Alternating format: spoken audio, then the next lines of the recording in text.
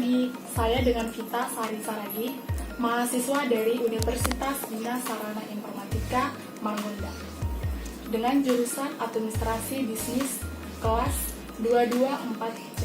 Di sini saya akan menjelaskan tentang etika di kantor. Etika adalah suatu norma atau aturan yang dipakai sebagai pedoman dalam berperilaku di masyarakat bagi seseorang terkait dengan sifat baik dan buruk. Jadi, juga yang menyebutkan pengertian etika adalah suatu ilmu tentang kesesuaian dan perilaku manusia di dalam pergaulannya dengan sesama, yang menyangkut prinsip aturan tentang tingkah laku yang benar dan yang bagus. Nah, secara etimologis, etika itu berasal dari bahasa Yunani kuno, yaitu ethikos, yang artinya timbul dari suatu kebiasaan. Dalam hal ini, etika memiliki sudut pandang normatif, di mana objeknya adalah manusia dan perbuatannya yang bagus.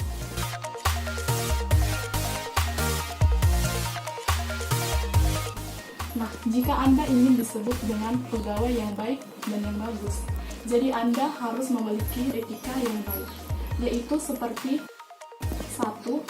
Pahami aturan tak tertulis di tempat kerja.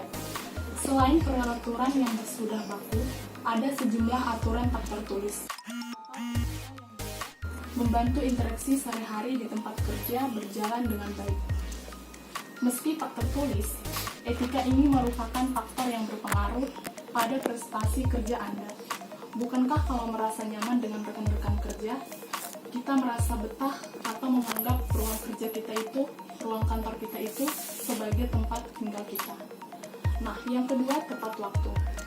Di sini saya sarankan tepat waktu dalam hal apapun yang bersangkutan di suatu pekerjaan.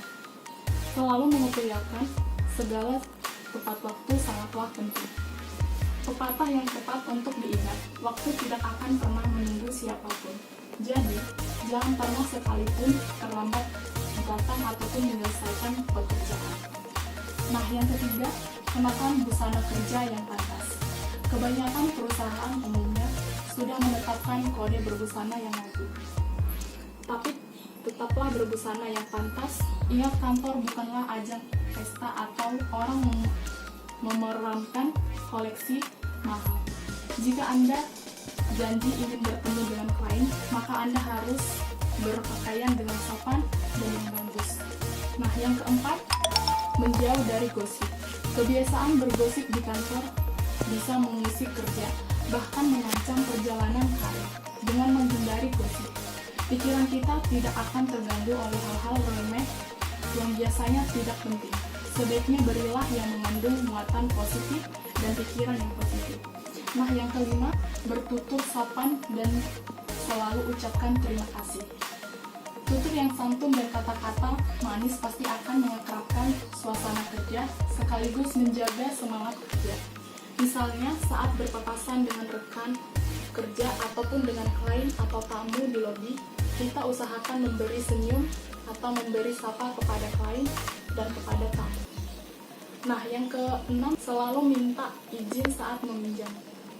Sedekat apapun, seakrab apapun Anda kepada rekan kerja Anda, jika Anda ingin meminjam sesuatu, maka Anda akan dan harus minta izin terlebih dahulu.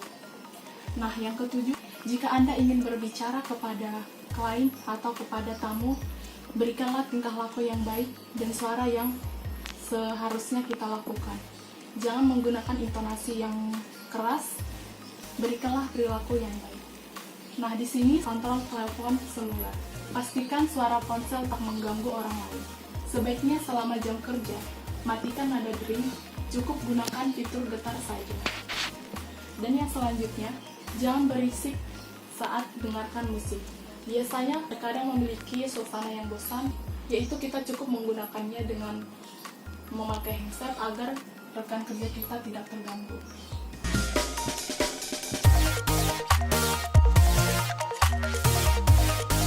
Dan jaga kerapian karya kerja kita.